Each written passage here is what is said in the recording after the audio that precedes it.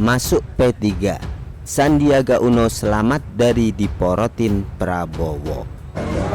Semacam penandatanganan sebuah komitmen, dan ini tentunya kami sangat menyambut baik, dan nantinya kita akan pelajari dan mudah-mudahan atas doa semua pihak, dan ini juga bagian daripada menampung aspirasi bahwa sesuatu yang diinginkan oleh masyarakat Indonesia ini adalah percepatan pembangunan, di mana lapangan kerja yang masih sulit didapat oleh sebagian anggota masyarakat ini bisa kita hadirkan dengan percepatan pembangunan. Kemana Sandiaga Uno akan berlabuh pasca keluar dari Gerindra? Akhirnya terjawab sudah. Ia memutuskan untuk bergabung ke partai berlambang Ka'bah P3. Ia pun sudah dapat kartu tanda anggota KTA P3. Perjuangan saya ini 4As: kerja keras, kerja cerdas, kerja tuntas, dan kerja ikhlas. Jadi saya akan totalitas untuk berjuang bersama P3, ujarnya usai dikenalkan sebagai kader P3 ke publik. Sandi pun ikhlas kalau dirinya tidak jadi terpilih sebagai cawapres Ganjar.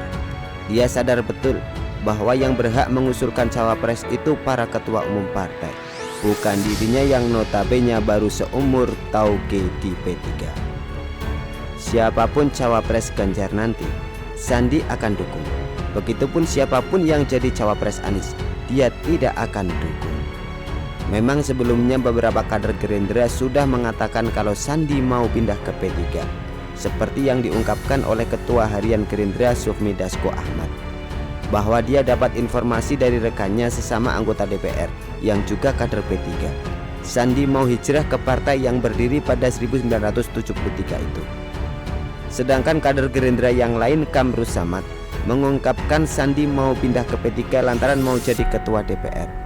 Namun yang bikin bingung di sini, Sandi juga sempat merapat ke PKS kala itu. Sampai-sampai ia mengatakan, hati saya orange, sama seperti warna PKS. Di samping itu, ia juga mengungkapkan sudah lama ingin berjuang kembali bersama PKS, dan kader PKS sangat militan serta berjuang dengan hati. Saya berjuang dengan PKS ini sudah berkali-kali dan terbukti sampai saat ini berjuang pakai hati. Berjuang yang sangat pantang menyerah, tidak pernah lelah, dan rasanya ingin berjuang kembali dengan teman-teman PKS. PKS ini komitmennya terhadap NKRI luar biasa. Jadi kita berdoa insya Allah dibukakan jalan, ungkap mantan ketua HIPMI tersebut waktu itu. Hal ini yang bikin orang bertanya-tanya, mantan Wagub DKI ini mau pindah ke partai mana sih? P3 atau PKS? Hingga waktu yang menjawab kalau Sandi berlabuh ke P3. Selamat tinggal Gerindra. Nah, yang jadi pertanyaan di sini, kenapa Sandi nggak betah di partai berlambang burung Garuda itu? Berikut jawabannya. Pertama, kalau dia tetap di Gerindra, karirnya mentok sebagai wakil ketua Dewan Pimpinan Partai Gerindra. Karena selagi Prabowo masih ada, nggak akan mungkin ketua umum Gerindra beralih ke orang lain. Sedangkan kalau di P3, Sandi punya peluang jadi ketua umum partai tersebut.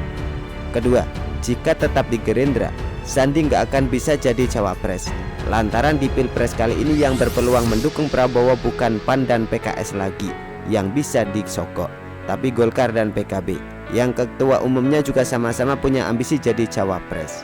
Dan ketiga, ini yang paling penting, Sandi nggak mau lagi duitnya dihabiskan untuk mewujudkan ambisi politik Prabowo. Tentu masih segar diingatan kita pada 2018 silam. Lanyala dimintai uang oleh Prabowo sebesar 40 miliar rupiah untuk mendapatkan rekom dari Gerindra nyalon gubernur Jatim.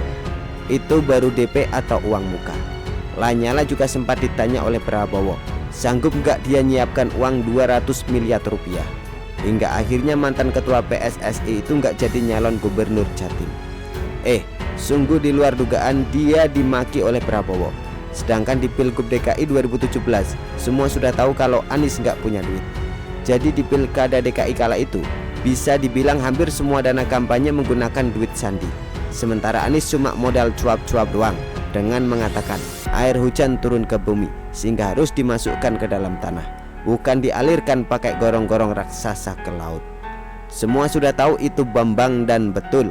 Tidak ada air hujan yang turun ke langit. Tapi itu cocok untuk daerah pedesaan yang masih banyak hutan serta tanahnya tidak tertutup beton. Kalau di Jakarta mah, menurut Dinas Cipta Karya, Tata Ruang dan Pertanahan, DKI Jakarta hampir 90% permukaan tanah tertutup beton. Bagaimana mau memasukkan air hujan ke dalam tanah? Ngomong sih gampang, melakukan yang sulit. Menurut pengakuan Sandi sih, dia habis duit 108 miliar rupiah selama masa Pilkada DKI 2017 silam. Tapi itu yang tercatat. Aslinya bisa jadi lebih besar, bisa mencapai 200-an miliar rupiah juga. Di Pilpres 2019, lebih ngeri lagi. 1 triliun lebih duit Sandiaga Uno habis untuk mewujudkan ambisi Prabowo menjadi presiden. Yang mana kala itu membayar mahar ke PKS dan PAN saja masing-masing 500 miliar rupiah. Belum lagi untuk nasi bungkus kadron dan lain-lain. Nah, karena pada 2024 mendatang Prabowo ikut Pilpres lagi, tentu butuh modal lagi dong. Sedangkan modalnya juga tidak seberapa. Siap-siap duit Sandi lagi yang dipakai.